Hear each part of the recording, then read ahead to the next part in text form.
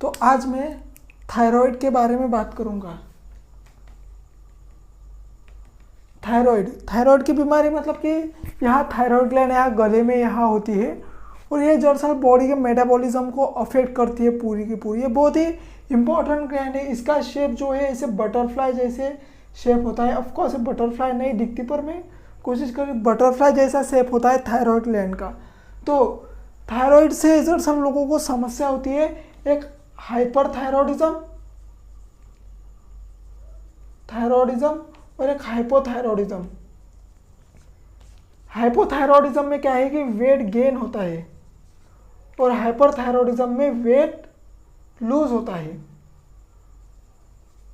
हाँ, तो ये डिफरेंस है हाइपरथायरॉयडिज्म हाइपोथायरॉयडिज्म इन दोनों में। दरअसल ये कैसे पता चलता है हाइपरथायरॉयडिज्म और हाइपोथायरॉयडिज्म?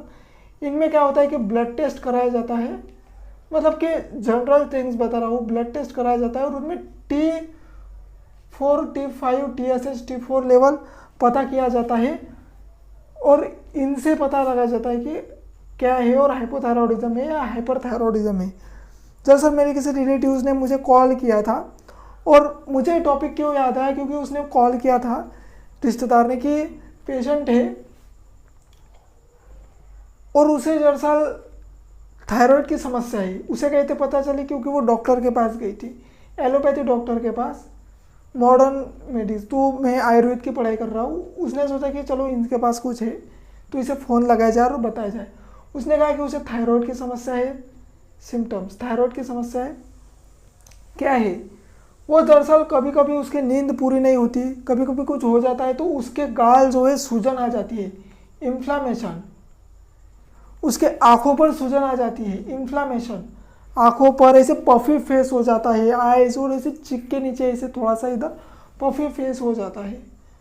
और कभी कभी यह 1 घंटे में ही उतर जाता है, कभी कभी पूरा दिन लग जाता है इसे उतरने में। ये थायराइड की समस्या से सूज जाता है पूरा का पूरा। जब पेशेंट मतलब मेरा रिलेटिव्स अति गुरु मतलब कि हेवी डाइट लेता है, गुरु स्निग्ध मधुर स्वीट खाना खाता है, तला हुआ खाना खाता है, बहुत ही डेयरी प्रोडक्ट्स खाता है, एकदम गुरु जो कि भारी है, यह प्रोडक्ट्स खाता है तो उसे यह सिम्टम्स नज़र आते हैं। अपचन भी होता है तो यह सिम्टम्स थायराइड की समस्या में नज़र आते हैं उसे। तो ओके, ये सारे सिम्टम्स है। और डॉक्टर ने उसे क्या मना कर दिया है? डॉक्टर ने उसे मना कर दिया है कि चाय मत लो। चाय लेने से डॉक्टर ने उसे मना कर दिया है। टी कॉफ़ी लेने से उसे मना कर दिया है, ठीक है। उसे डॉक्टर ने रोटी खाने से तक मना कर दिया। I don't know what it is, but doctor ने उसे मना कर दिया है। ओके, डेयरी प्रोडक्ट्स खाने से डॉक्टर ने उसे मना कर दिया है। इतने सारे स्वीट नहीं खा सकती ज़्यादा, फिर वह सूजन वगैरह आ जाएगी। हेवी डाइट नहीं ले सकती, इससे यह प्रॉब्लम होगी इसको। तो इतने सारे पॉइंट्स डॉक्टर ने उसे मना कर दिया है ये खाने से। ओके, तो दरअसल उसे हाइपोथायरॉयडिज्म है। मैंने मतलब कि ये जो सिम्टम्स है ये सारे यही दिखाया था कि पेशेंट को हाइपोथायरॉयडिज्म है। तो इसमें क्या होता है कि उस शरीर में कफ दोष बढ़ जाता है। मेद धातु मांस धातु पर असर होता है। हाँ, कफ दोष ज़्यादा बढ़ा हुआ होता है क्योंकि आप अति गुरु अति स्निग्ध आहार खा रहे हो तो आपके शरीर में कफ दोष ज़्यादा बढ़ रहा है और उससे ये पफी फ्लेस इन्फ्लामेशन ये सब हो रही है। और उसने कहा कि जब उसकी नींद अच्छी तरीके से नहीं हुई हो, नॉट प्रॉपर स्लीप, या फिर उसका मूड ठीक नहीं हो, तो उसे ये सिम्टम्स बहुत ज़्यादा बढ़ने को मिलते हैं, इंक्रीज। तो ये समस्या है। तो फिर मैंने पता लगाने की कोशिश की कि क्या है। आयुर्वेद में दरअसल पुनर्नवादि मंडू ये अच्छा है, ये रिकमेंड किया जाता है। दरअसल ये डायूरेटिक है, इन्फ्लामेशन को कम करता है। अब डायूरेटिक का मतलब किडनी और थायराइड का क्या संबंध है, इस पर हम अगले वीडियो में बात करेंगे। आपको पता हो तो आप कमेंट में लिख दीजिएगा। इन्फ्लामेशन कम करना है, हमें इन्फ्लामेशन कम करनी है।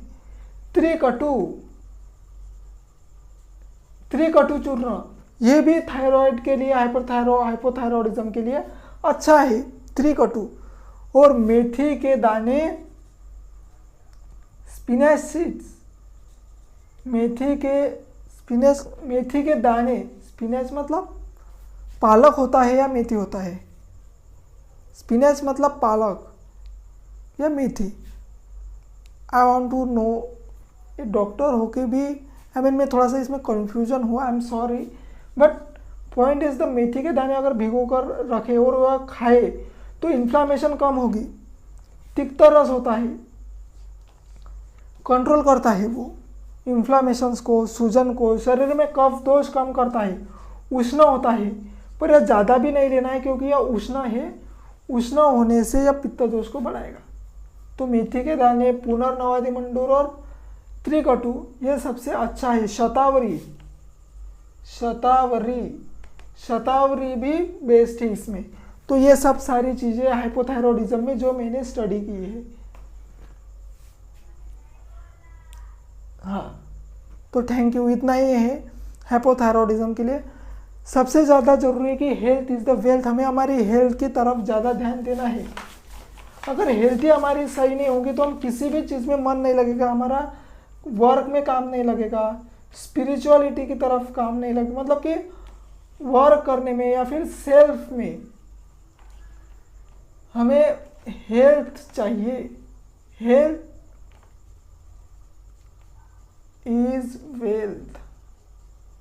तो हेल्थ का ख्याल हमारे रखना, कितना भी बड़ा बिजनेसमैन वो अपनी हेल्थ की तरफ, अपनी स्लीपिंग हैबिट्स की तरफ बड़ा ध्यान देता है।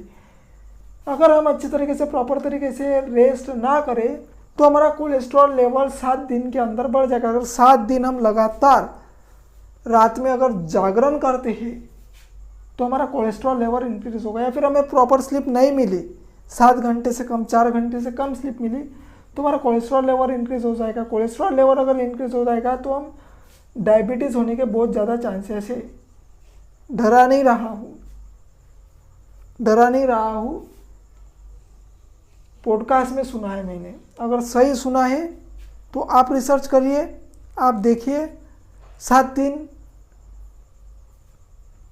4 घंटे से कम सो के देखिए और फिर बताना। सबसे हार्ड चैलेंज यही है।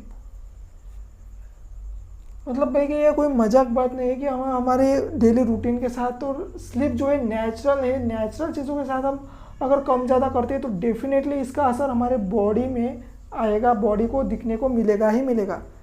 That is the point.